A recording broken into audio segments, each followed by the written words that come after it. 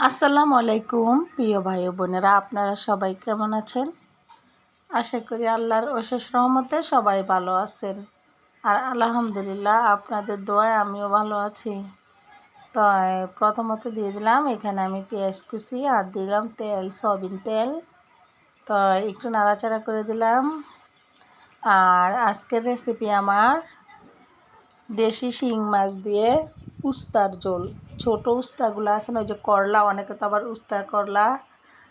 উস্তাও বলে করলাও বলে। আমরা বড়টারে করলা বলি আর ছোটোটারে উস্তা বলি আর কি। তাই আমি উস্তা দিয়ে ঝোল রান্না করব করলার।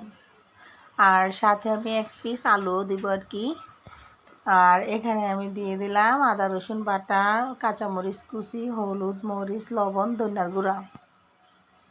এখানে আমি সব কিছু আমার পরিমাণ মতন দিয়ে 1 কাপ পানি দিয়ে দিলাম। আর এবার আমি পানিটাতে মশলাগুলি কষিয়ে নিতেছি। আর এখানে আমি প্রথমত মাছগুলা কষাই নিব। আর এভাবে মাছ কষিয়ে তারপরে এখানে আবার আমি উস্তাগুলি দিয়ে দিব আর কি। তা এখন দিয়ে দিলাম মাছ।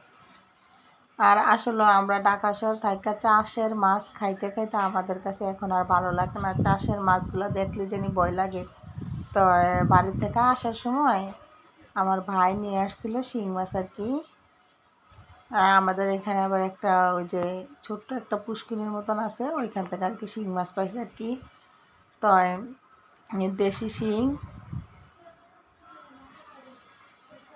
দেশি শিং মাছ আসলে খাইতে অনেক স্বাদ লাগে, কোনোভাবে কোনো কিছু দিয়ে রান্না করলে। আর মাঝে মাঝে আমি শিং মাছ দিয়ে টকও রান্না করি আর কি। তো আজকে আর টক রান্না করলাম না। এই যে দেখেন পোস্তগুলো একদম সবুজ কালারের। তো এগুলাই এখন আমি উল্টে পাল্টে দিতেছি, কারণ এগুলোতে আমি যদি তরকারির খুসুন দিয়ে লাড়াচাড়া করি তাহলে দেখা গেছে আমার মাছগুলো ভাঙ্গা যাবে আর এটা তিতা লাগবে। তো এই জন্য আমি সবসময় উস্তা ভাজি করি, তারপরে উস্তা এইভাবে মাছ দিয়ে কোনো মাছ দিয়ে রান্না করলে সব সময় আমি চেষ্টা করি 2 সাইডে ধরে একটু উল্টিয়ে পাল্টিয়ে দেওয়ার জন্য আর কি। তো আমি আজকে সেই কাজটাই করলাম আর কি। তো আমার আপুদের ভাইয়াদের বলতেছে, আপুরা ভাইয়ারা যদি আপনারা কেউ উস্তা দিয়ে এভাবে শিং মাছ দিয়ে ঝোল রান্না করতে চান, আমার রেসিপিটা শুধু একবার আপনারা ট্রাই করে দেখবেন, এভাবে কি আসলে ভালো লাগে কি লাগে না, তাইলে বুঝতে পারবেন আমার তরকারি রান্নাটা কীরকম স্বাদ হয়েছে।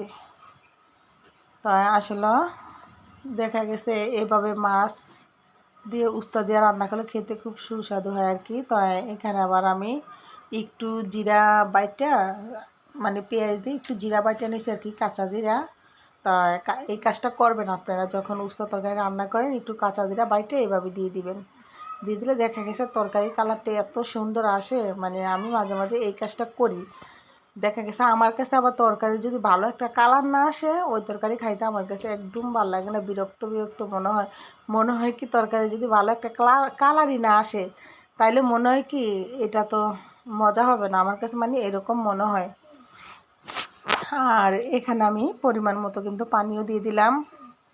আর একটু নাড়াচাড়া করে মাছগুলো উপরের দিকে দিয়ে দিলাম, যেহেতু যখন খাইতে বসে তখন যেহেতু মাছগুলো পাট পাট করে উপরে থাকে। তো এখন আমি এটাতে ঢাকনা দিয়ে দিলাম, যেহেতু আমার কষানোর ভিতরে উস্তা অনেকটাই সিদ্ধ হয়ে গেছে, আলুও সিদ্ধ হয়ে গেছে। এই তো দেখেন আমি ধনিয়া পাতা দিয়ে দিতেছি। তো আমার আপুদের ভাইদের বলতেছি, যদি আমার রান্নার রেসিপিটা আপনাদের কাছে ভালো লাগে অবশ্যই আপনারা বাসায় ট্রাই করে দেখবেন। আর আপুরা ভাইয়ারা প্লিজ আমার চ্যানেলটাকে সাবস্ক্রাইব করে পাশে থাকবেন। আর সব সময় যেটা আপনারা পাশে থাকবেন, তাহলে আমি নতুন নতুন ভিডিও বানাতে খুব আনন্দ পাই। আমার আপুরা ভাইয়ারা আমার ভিডিও দেখে আমার পাশে আছে, আপনাদের কাছে এটা আমার রিকোয়েস্ট। আর এই যে দেখেন তরকারি কালারটা খুব সুন্দর। আল্লাহ হাফেজ।